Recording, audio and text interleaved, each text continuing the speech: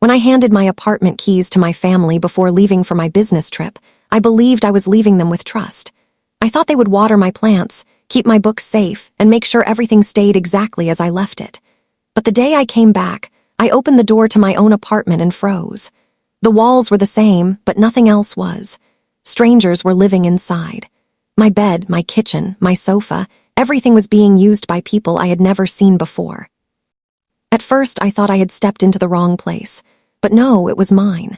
My family had rented out my apartment to complete outsiders, taken the money, and enjoyed a dream vacation with it. And when I asked them how they could do something like this, my brother laughed in my face. He actually had the audacity to say, "You should thank us." That was the moment I realized how blind I had been. He thought I would stay quiet. He thought I would forgive. But what he didn't know was that his laughter would soon disappear. Because the apartment they rented wasn't just 4 walls, it was the beginning of their downfall. This is my story, the story of Harper Mitchell. I am not going to tell you a tale of weakness because I was never weak. I was betrayed, yes, but I turned that betrayal into fire. You know, betrayal always comes from those you trust most, and that is why it hurts so much. I had trusted my family more than anyone. I believed they would guard what was mine. But instead, they treated my home like a business deal, like it was nothing but a cash machine for them. I stood there in my apartment doorway looking at the strangers. A woman with 2 little kids was unpacking groceries in my kitchen. A man was sitting comfortably on my couch watching TV. They looked at me like I was the intruder. One of them asked, "Who are you?" Can you imagine? In my own house, someone asking me who I was. My heart burned, but I stayed calm. I said, "I'm the owner of this place. What are you doing here?" The woman looked confused. "We rented this apartment. We paid for it. Your brother signed the agreement." I felt my head spin. My brother, he had signed something. How could he? It was my property under my name, not his. That was the moment I understood this was not just a silly mistake. This was betrayal, planned and carried out behind my back. I left the apartment without causing a scene. I didn't want those strangers to think I was unstable. I didn't want them to know what storm was rising inside me. I went straight to my parents' house, and when I confronted my brother, he leaned back on the sofa, his hands behind his head, and laughed. That laugh is something I will never forget. It wasn't just a laugh, it was mockery, arrogance, a knife straight into my chest. "You should thank us," he said. "Your apartment was just sitting there empty. We turned it into money. We all needed a vacation, and now we feel so fresh. You always take things too seriously, Harper. Relax, be grateful." I looked him in the eyes and I smiled. A small smile, but sharp enough to cut through his pride. That smile made him uncomfortable. He frowned and asked, "What's funny?" I didn't answer him that day. I simply walked away, because in that moment I knew words were not enough. They would need to feel what I felt. They would need to lose what I lost. But before I go further, I want to say something to you. I am glad to have you here. Follow my story until the end and comment the city you're watching from so I can see how far my story has reached. And don't forget to like and subscribe, because trust me, what you're about to hear is something you will never forget. Now let me take you back to the start of it all. My business trip had lasted for 6 weeks. I was in another state, working day and night to secure a deal that would change my career. I didn't think twice when my parents asked for the keys. "Don't worry, Harper," they had said. "We'll take care of everything." And I believed them. Every phone call during my trip had sounded normal. My mom told me about the garden. My dad asked me about my work. My brother joked as usual. Not once did I suspect they were plotting something like this. When I finally came home, my luggage still in my hand, I was excited. I thought I would collapse on my bed, order takeout, and enjoy the silence of my own space. But instead, my space was stolen. The air in my apartment didn't even smell like mine anymore. It smelled of strangers. And the moment I saw those unfamiliar faces, I felt something inside me break. I kept thinking, why? Why would my own family do this? They didn't need my money. They weren't poor. They didn't ask for my permission because they knew I would say no. They didn't care about my answer. They only cared about themselves. That realization was like a blade. My family, the people who were supposed to protect me, had turned into thieves in my life. That night, I couldn't sleep. I sat in my car, parked outside the apartment building, staring up at the window that used to be mine. I thought about going back upstairs and throwing those strangers out, but I knew it wouldn't solve anything. The problem wasn't them. They were just pawns. The real problem was inside my own family. I kept hearing my brother's laugh in my head. "You should thank us." His voice echoed like poison. I whispered to myself, "No, you will thank me. You will thank me for teaching you what betrayal feels like." I made a decision that night. I was not going to cry. I was not going to beg. I was not going to fight like a fool. I was going to plan. I was going to turn this betrayal into their punishment. The next morning, I started with the rental papers. I needed to see what exactly they had done. My brother had left a copy on the kitchen counter at my parents' house, too confident to think I'd ever check. The papers shocked me. He had forged my signature. He had written my name in his messy handwriting, trying to copy my style. It was almost laughable. That fake signature was the first weapon in my hand. As I read further, I realized something even bigger. The agreement was not only fake, it was illegal in multiple ways.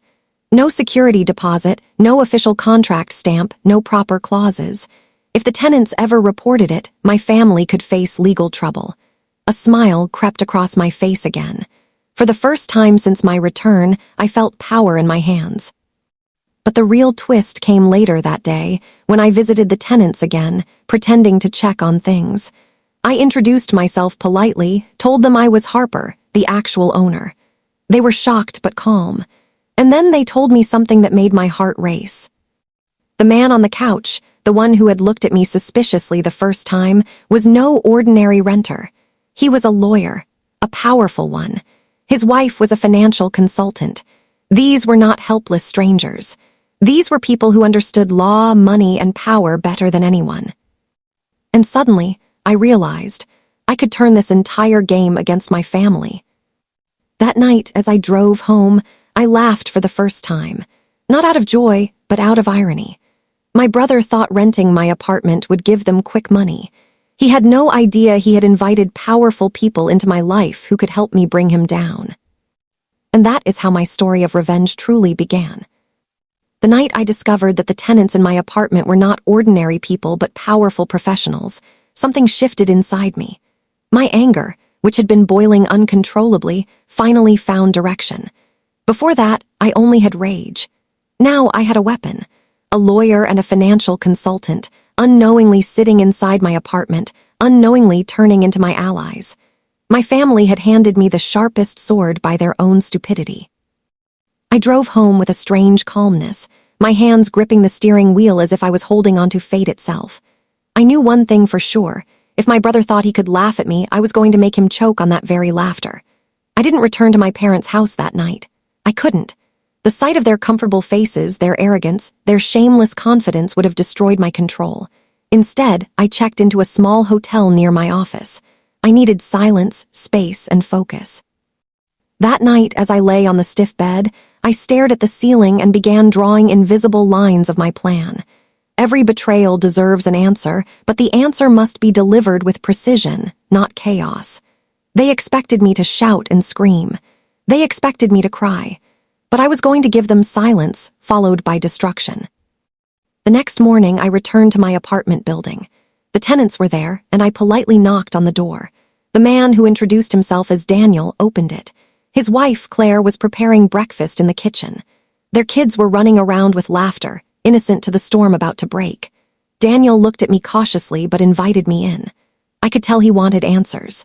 I sat on the chair where I once drank my morning coffee and said calmly, "I need to tell you the truth. My brother had no right to rent you this place. This apartment is mine. He forged my signature." Daniel narrowed his eyes, his lawyer's brain immediately calculating possibilities. Claire froze in the kitchen. I could see the panic on her face, but I raised my hand gently. "Don't worry," I said. "I'm not here to throw you out. I know you paid money and I know it wasn't your fault. I want to make this right for you and for myself." That was the moment they began to trust me. Daniel asked for the forged papers. I gave him a copy. He studied the shaky signature and laughed bitterly. "Your brother is an amateur. This wouldn't hold up in court for even a second." His words were like music to me. I leaned back calm, as if everything was falling into place exactly as I wanted. Claire walked over and said softly, "But what do you plan to do? This is a family matter." I smiled at her and shook my head. "No." This is no longer a family matter. This is theft. This is fraud. And fraud has consequences. For the first time, Daniel's eyes softened toward me. He saw something in me, strength, determination, maybe even the shadow of revenge. He nodded slowly. If you want, I can help you. Legally. Those words lit a spark inside me. I hadn't even asked, and the offer had already come. It felt like fate itself was offering me a helping hand. That evening, I went back to my parents' house. They were all sitting together, still glowing from their vacation, sipping wine like they had done something heroic. My brother saw me enter and smirked. "Oh, the angry landlord has returned," he said. My parents chuckled. I ignored his words, walked straight to the dining table, and sat down. My mother said softly, "Harper, you need to relax. It was just a little arrangement. We used the money for family happiness. Don't be so dramatic." Family happiness. That phrase almost made me laugh. Their happiness built on my betrayal. Their smiles created by my stolen trust. I looked at them one by one and said nothing. Silence is powerful. They thought my silence was weakness, but in reality, it was the calm before the storm. The next few days, I began gathering everything. Every text message, every voice note, every tiny proof that showed they had planned this. My brother had been careless. He had sent me a message weeks ago saying, "Don't worry about the apartment, it's safe with us." That very line was proof. He had admitted responsibility. I saved it. My mother had texted me about using the place while I was away. Saved. Piece by piece, I was building my arsenal. Meanwhile, I kept meeting Daniel and Claire secretly. We discussed legal angles, loopholes, and strategies. Daniel said, "We can sue them for fraud, but if you want to really teach them a lesson, we should let them trap themselves first." That was exactly what I wanted. A direct confrontation would end too quickly. I needed them to sink slowly into the quicksand of their own actions. One night, I overheard my brother bragging to a cousin on the phone. He said, "Harper is too soft. She will never fight us. She'll just accept it and move on. She's always been like that." That was the final straw. Soft, weak. That's what he thought of me. I whispered to myself, "You're about to see how soft I really am." Days turned into weeks, and I let them enjoy their fake peace. My family kept living their lives as if nothing had happened. They thought I had accepted it. But behind the scenes, I was writing my revenge. Daniel helped me draft legal notices, ready to be fired at the right moment. Claire connected me with people who could expose my family's actions publicly if needed. I was building a network of allies, something my family never expected. Finally, the moment came. My brother called me to mock me again. He said, "You know, Harper, you should really be thanking us. If not for us, that apartment would have just been empty. We turned it into gold." His words made me chuckle just like before. He asked the same question again, "What's funny?" This time, I looked him straight in the eyes and whispered, "Because the apartment you rented wasn't just an apartment. It was a trap, and you walked right into it." His smirk faltered. For the first time, I saw fear flicker in his eyes. He didn't know what I meant, but he knew the game had changed. That night, I stood outside my apartment building again, looking up at the windows glowing warmly with life. My apartment was no longer stolen. It was mine, and it was turning into the stage where my revenge would play out. The tenants were no longer strangers. They were witnesses, and soon they would be the very reason my family's pride would collapse. I whispered to myself, "The fall begins now." The moment I told my brother that the apartment he rented wasn't just an apartment but a trap, I could see his expression change. His eyes shifted, his smirk faded, and for the first time I saw hesitation. He laughed it off quickly, trying to cover his fear, but I had already seen the crack in his confidence.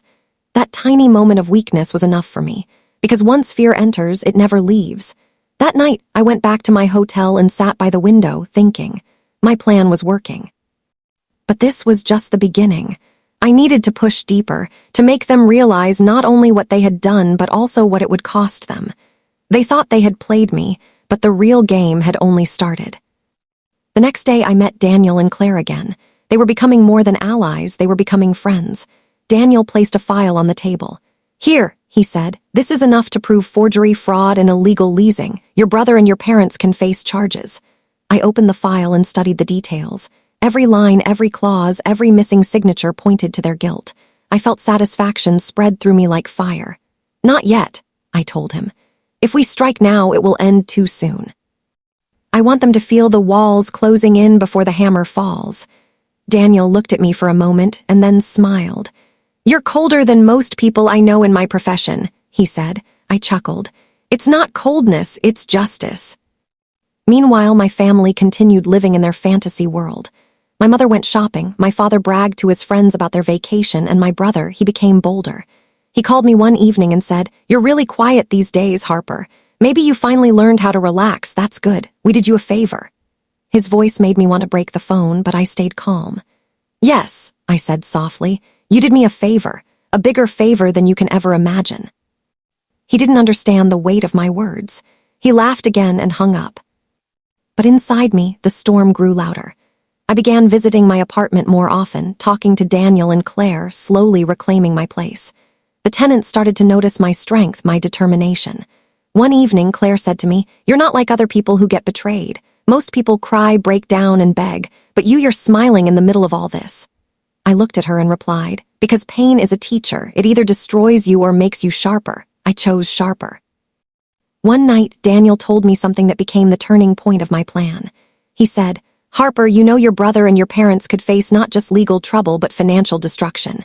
If we expose the forgery, they'll lose credibility. No one will trust them again. Every connection they have will crumble." I leaned forward, my voice calm but firm. "That's exactly what I want. I don't just want them punished by law. I want their pride broken, their arrogance shattered. They should wake up, every day regretting the day they laughed at me." So we decided to wait for the perfect moment. Daniel suggested we gather more evidence, bank statements, messages, proof of vacation spending. If we tied it all together, the case would be bulletproof.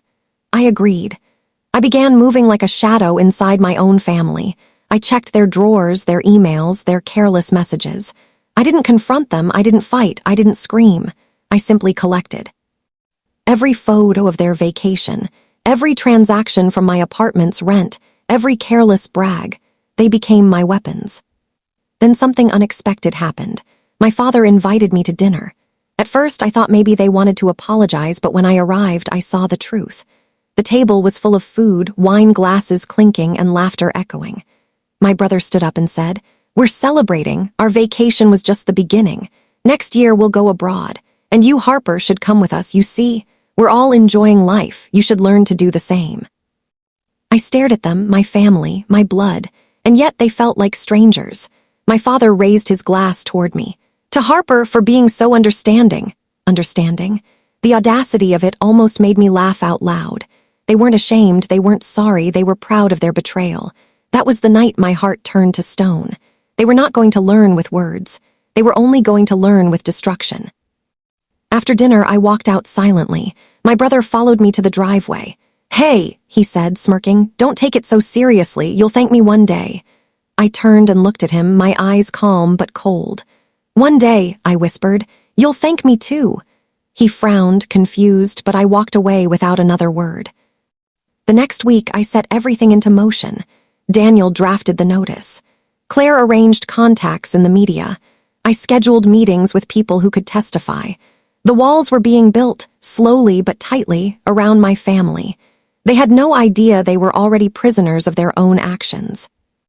But I wanted one more thing. I wanted them to feel fear before the legal blow landed, so I started with small moves. I dropped hints. I asked casual questions at home like, "What would you do if the tenants complained?" Or "What if someone checked those forged papers?" Each time, I saw their faces flicker with unease. My brother laughed it off, but I saw the way his hands tightened. My mother looked away, my father cleared his throat. Fear was entering, slowly but surely.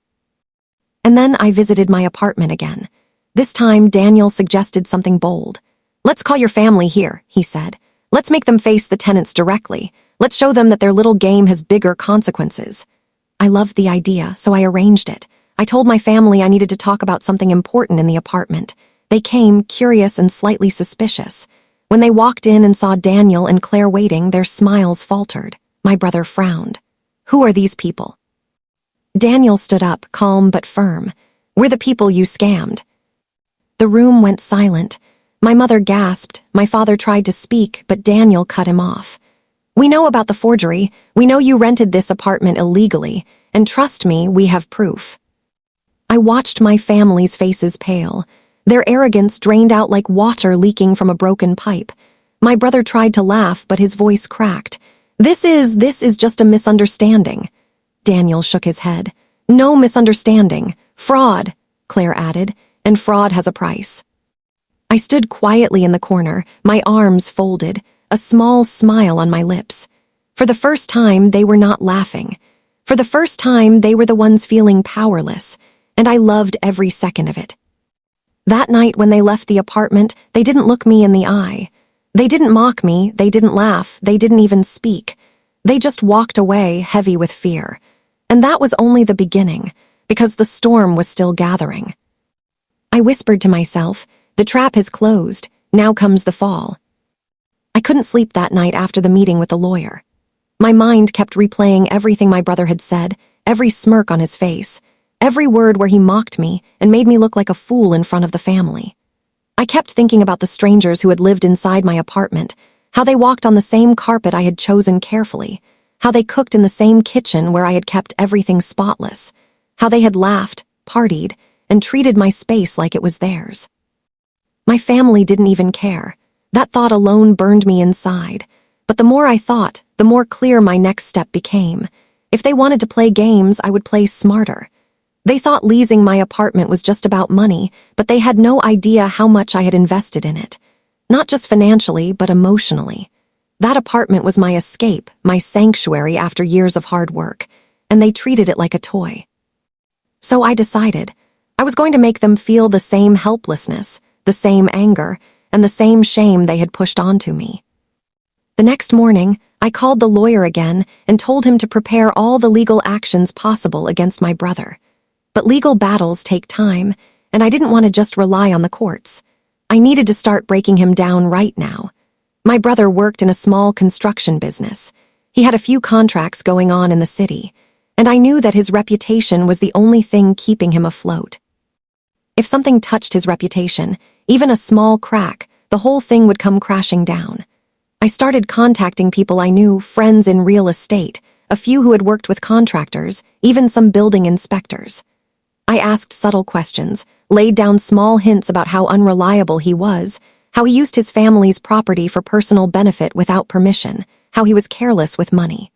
I didn't mention his name directly, but I planted seeds. Seeds that I knew would grow in people's minds when his name came up. At the same time, I began setting up small traps. I invited him over for coffee one evening, acting as if I had calmed down. He came, arrogant as always, sitting on my chair like he owned the place. He looked around my apartment with a smile and said, "You should admit it, sister, we got you good. And we even made some money, you're just being dramatic." I smiled back, hiding my true feelings, and replied, "Maybe you're right, maybe I did overreact." His face lit up. He thought he had won. But I asked him questions casually, like what deals he had going on, who he was working with, what new projects he was looking at. He bragged, telling me every detail, thinking I was genuinely interested. Little did he know, I was storing every word. Every name he mentioned became another door for me to push open later. 2 days later, I sent an anonymous email to one of the investors he had mentioned. In that email, I carefully described how my brother had taken his own sister's apartment without permission, how he had rented it illegally, and how he had laughed about it. I added some lines about how dangerous it could be to trust someone like him with big projects. I didn't sign the email, of course, but I knew it would reach him. Within a week, my brother called me, angry and confused, asking if I had said something about him to anyone. I played dumb. I told him I had no idea what he was talking about. He didn't believe me, but he couldn't prove anything either. I could hear the frustration in his voice, and that alone gave me a small victory. But this was only the beginning. My sister-in-law was just as guilty as he was. She had enjoyed that vacation with the stolen rent money. She had also mocked me when I confronted them, so I started digging into her too. She worked part-time as a personal assistant at a company nearby. I found out she had been lying to her boss about certain hours, pretending to work from home when in fact she was out shopping. I collected screenshots from social media where she had posted pictures of herself in malls and cafes at the same hours she was supposedly working. Quietly, I sent those screenshots to her boss through a newly created email account. Just a few days later, she was called in for a meeting. And when she returned home that evening, my brother stormed into my place, furious. "What did you do?" he shouted. I looked at him calmly and said, "I don't know what you're talking about. Maybe it's just karma." His face turned red with anger. Boo, he didn't dare do anything. He knew deep down he had wronged me, but his ego wouldn't let him admit it. That was exactly what I wanted, to keep him off balance, doubting every move, feeling like the walls around him were closing in. And slowly I was breaking his little world apart. Meanwhile, I was still working with a lawyer, preparing a case that would not just embarrass him, but make him legally responsible for everything he had done. I gathered every piece of evidence: the lease documents he had forged, the bank records showing the rent money he had collected, the pictures of strangers living in my apartment, and even the vacation posts where he and his wife had bragged about their trip.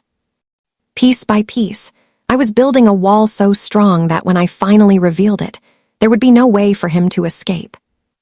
But I didn't want to rush. I wanted to drag it out. I wanted him to feel the pressure slowly, like a snake wrapping tighter and tighter around its prey. I wanted every day of his life to be filled with fear, wondering what I would do next. And trust me, he felt it, because soon he stopped laughing. His voice no longer carried the same arrogance. He looked over his shoulder more often. He began calling me repeatedly, trying to make peace, but I ignored him, because peace was never my plan. My plan was revenge. And this was only the middle of it. I wasn't done yet. The sound of my brother's laugh that day when he mocked me still burned in my memory, but now the tables had started to turn. I wasn't just angry anymore, I was determined. Each night I went back to my apartment building, and every night the tenants were a little more restless, a little more frustrated. The plumbing problem I had arranged through my contractor was spreading like wildfire. First, it was just a bathroom pipe dripping. Now, water pressure was gone from half the building. Then the heating system started acting up, making some apartments icy cold while others turned suffocatingly hot. The tenants tried to complain to my brother, but he brushed them off, telling them repairs cost money and they should be patient. But patience isn't something renters have when they pay for comfort and get chaos. I could hear the tension building. Every day I pretended to be the victimized sister, calm and hurt, while inside I was smiling. I watched as my brother struggled to keep control of the mess he had created. He didn't know that I had already contacted the housing authority and made an anonymous complaint about unsafe living conditions in my own apartment. Inspections were scheduled, and when they came, my brother's fake contract papers and illegal rental agreement would surface like poison in clear water. I had the upper hand, but I didn't show it yet. One evening, my brother stormed into my parents' house, red-faced and sweating. He shouted at me in front of everyone, accusing me of trying to ruin him. He said the tenants were threatening to leave, that the money was drying up, and that he needed help. My parents looked at me like I was the cause of his stress, but I didn't respond with anger. Instead, I calmly said, "It's strange, isn't it? You wanted me to thank you for leasing my apartment, and now it looks like you'll be the one thanking me when I help you." His eyes darkened, but I could see the fear behind them. For the first time, he realized I wasn't powerless. I stayed silent most of the time, letting him drown in his arrogance. But secretly, I had also reached out to the tenants. I introduced myself as the real owner of the apartment and explained what my brother had done. To my surprise, many of them sympathized with me. Some even offered to testify against him when the authorities came. That gave me strength. The strangers who lived in my home weren't my enemies. They were pawns my brother had used, and now they were tired of being lied to. One night, while passing by the apartment, I overheard a heated argument between the tenants and my brother. They demanded their rent back. They shouted about mold in the walls, water on the floor, and a broken heating system. My brother shouted back, blaming them for the problems, saying they were exaggerating. But the look on his face told me he was losing control. I leaned against the cold brick wall outside and allowed myself a small smile. His downfall wasn't far away. Still, I knew this wasn't just about the tenants or the apartment anymore. This was about betrayal, about how easily my family had used me and laughed at me. My brother's actions were the spark, but the fire was burning through all of them. My parents, instead of defending me, had supported him. They had enjoyed the vacation with the stolen rent money. They had turned their backs on me. That thought hardened my resolve. They would all see the price of betraying me. The day the inspectors arrived was the turning point. I stayed nearby, pretending to just be another resident visiting. I watched as they entered the building with clipboards and flashlights. Within minutes, they found the evidence I already knew was there: illegal wiring, unsafe plumbing, damaged walls, fire hazards. They questioned my brother, and he tried to lie his way through, but his story fell apart quickly. I stepped forward, showed them proof that I was the actual owner, and handed them a copy of my complaint. My brother's face went pale. The inspectors warned him that serious charges could follow: fines, even court action. That night, my parents called me. My mother begged me to stop, saying I was tearing the family apart. She told me to think about forgiveness, about blood ties, about unity. I listened, but my heart was cold. Where was forgiveness when they used my apartment for strangers? Where was unity when they spent my money on beaches and cocktails? Where was love when my brother laughed in my face and mocked me? I told her, family is supposed to protect you, not sell you out. Don't ask me to protect those who betrayed me. And I hung up. As days passed, my brother's situation collapsed further.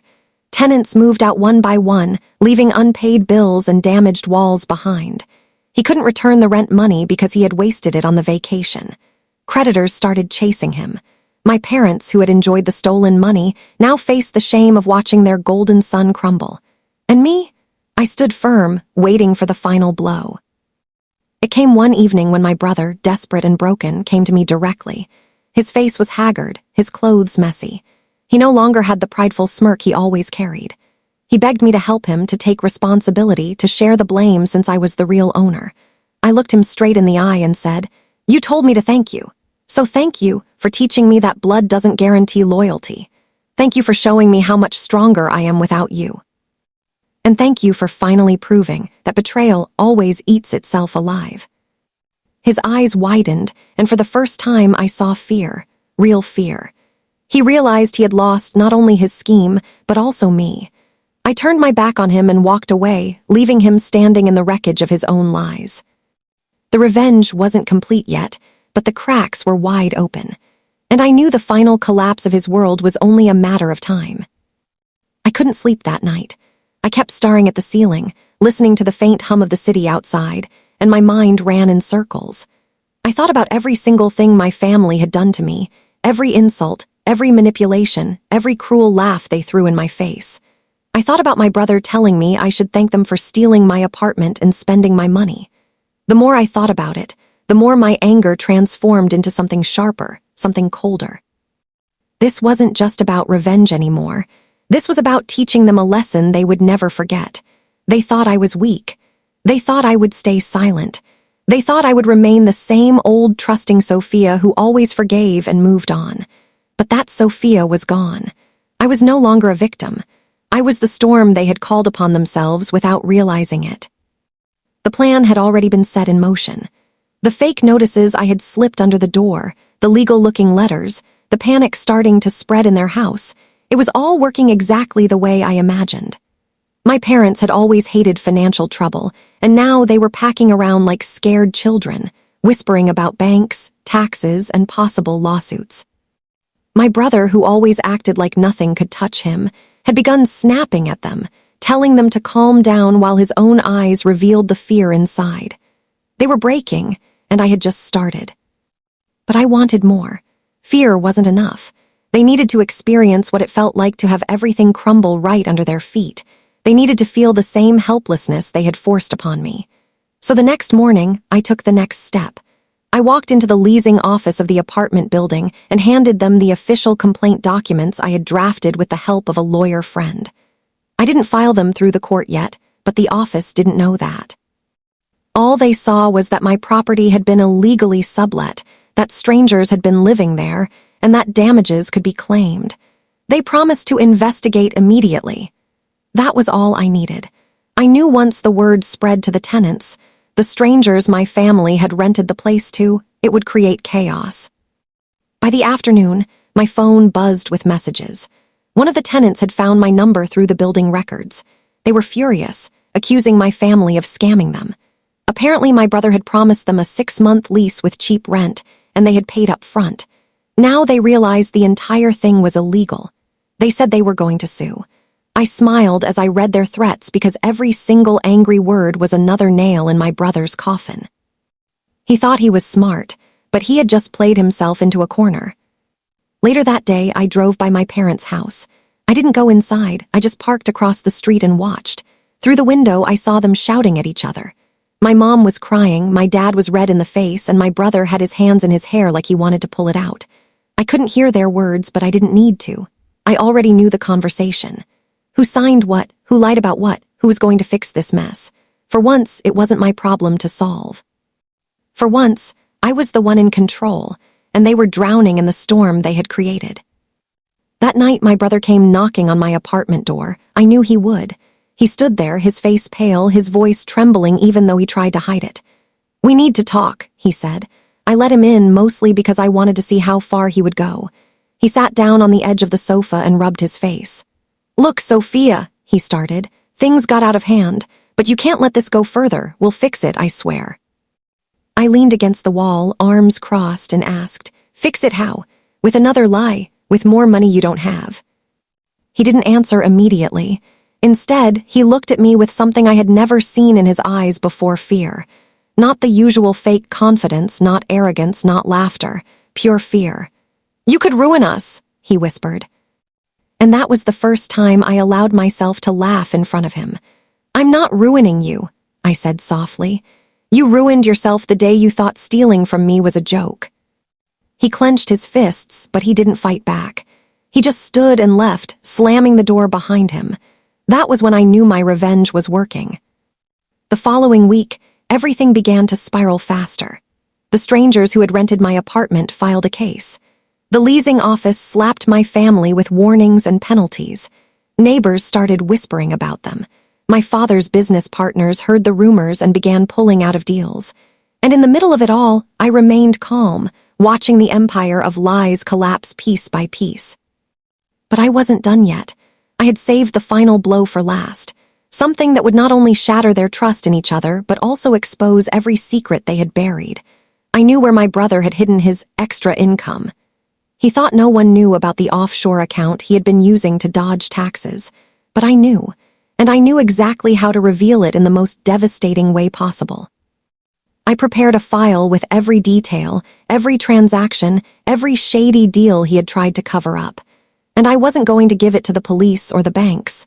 No, I was going to give it to the one person he feared the most, our father. Because my father always believed my brother was the golden child, the one who would carry the family name. He trusted him blindly. The moment he saw the truth, that trust would die, and with it, their bond. I wanted my family to feel the same betrayal they had gifted me. So one evening, I walked into their house, calm as ever, and handed the envelope to my father in front of everyone. My mother, my brother, all of them were there. I didn't say a word. I just gave him the papers and walked out. Behind me, I heard my father's voice break as he read the documents. I heard my mother gasp, and I heard my brother shout, "She's lying, she's making it up." But I didn't stop. I kept walking, a smile on my face, because I knew the war inside that house had just begun. For the first time in years, I felt free. Free from their chains, free from their control, free from their lies. But I also knew this wasn't the end. No, this was only the 6th step. The final chapter was yet to come, and it would be the most powerful one of all. The next morning felt heavy, like the air itself was pressing down on me. I had barely slept after the chaos of last night, my mind replaying every word, every threat, every flash of fear in my brother's eyes when he realized I wasn't going to back down. But I also knew this was far from over. He wasn't the type to just give up. If anything, his pride would push him to fight even harder. Still, I had something powerful on my side now: truth. And once truth spreads, it cannot be contained. I started my day with a plan. My laptop was already open on the dining table, and I spent hours compiling every screenshot, every video recording, every financial document I had quietly gathered over the past few weeks. I wrote out my story, from the day I left on my trip to the night I returned home, shocked to find strangers living in my apartment. I described how my family betrayed me, how they laughed, how they told me to be grateful for their theft. My words were sharp but clear, simple but strong, and each sentence carried the weight of betrayal. By noon, I had finished the draft. My hands hovered over the keyboard as I considered whether I was ready to share it with the world. Once I pressed post, there would be no turning back. People would know my family's greed, their lies, their cruelty. They would see my brother for who he truly was, and I knew he would hate me for it. But then I remembered his words, "You should thank us." That mocking tone, that smug laugh, it burned in my chest like fire. That was all the confirmation I needed. I hit publish. The response was instant. Within minutes, comments started pouring in. Strangers wrote words of support, saying they couldn't believe a family could do such a thing. Some shared their own stories of betrayal, some cursed my brother, and some simply told me to stay strong. The post spread quickly, shared from one person to another, until it reached people I never imagined. Old friends from school, colleagues, even distant relatives messaged me, shocked and outraged. For the first time, I didn't feel alone. The world was on my side. But with attention came anger from my family. My phone rang endlessly, their numbers flashing across the screen. I ignored most of them, but eventually I picked up one call from my mother. Her voice trembled with a mixture of fear and fury. "Why are you doing this?" she demanded. "Do you know how much shame you've brought on us?" I almost laughed at the irony. I brought shame. They had stolen from me, laughed at me, and left me humiliated in my own home. Yet now they were the victims. I told her calmly, "The shame isn't from me telling the story. The shame is from what you did." She tried to argue, but her words faltered. She knew she couldn't defend their actions anymore, not in the face of the truth. She ended the call with a threat, "You'll regret this." But her voice cracked as she said it, and I knew she was more afraid than angry. The following days were a whirlwind. Local reporters reached out, asking if I would share my story publicly. I agreed. I sat in front of cameras, speaking in simple words about betrayal, trust, and revenge. Each time I spoke, I imagined my brother watching, his smile disappearing, his pride breaking. He always wanted to be seen as the successful one, the admired one. Now his name was linked with theft, betrayal, and humiliation. And then the real blow came. The landlord of the building saw the interviews. He hadn't known about the illegal sublease my brother arranged, and when he found out, he was furious.